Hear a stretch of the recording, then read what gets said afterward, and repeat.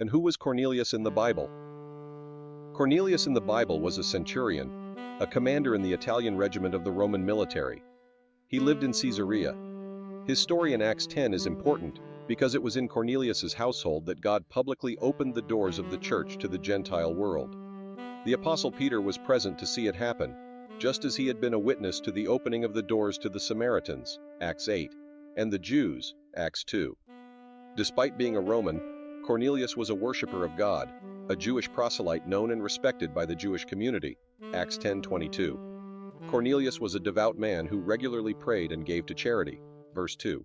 One afternoon, while Cornelius was praying, he saw a vision of an angel of God, who told him that God had heard his prayers, Acts 10:30 and 31. The angel told Cornelius to find Peter, who was staying in Joppa at the house of Simon, a tanner, verse 32.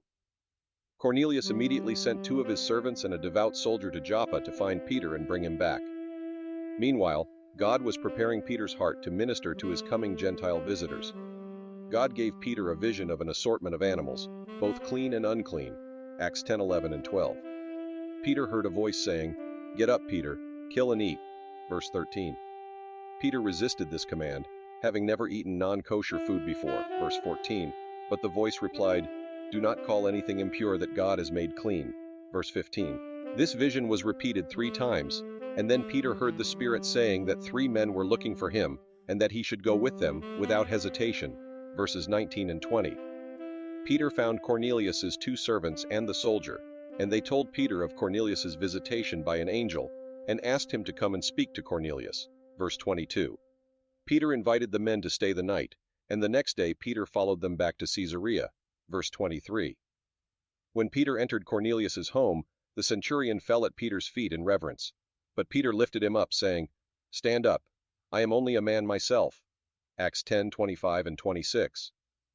Peter then reminded Cornelius that it was against Jewish law for Peter to be associating with Gentiles. However, Peter explained, God had shown him in a vision not to call any person common or unclean.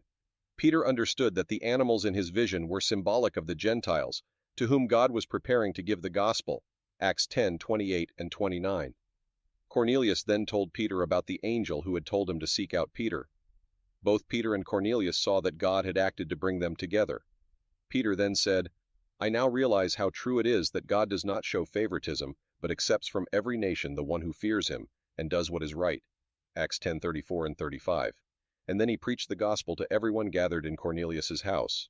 It was only after Cornelius and his household received the message about Jesus that they received the Holy Spirit and were born again. The story of Cornelius not only shows the necessity of the gospel, but it indicates that God will move heaven and earth to bring the gospel to those who are ready to receive it. Help spread the word of the gospel if you found this to be helpful.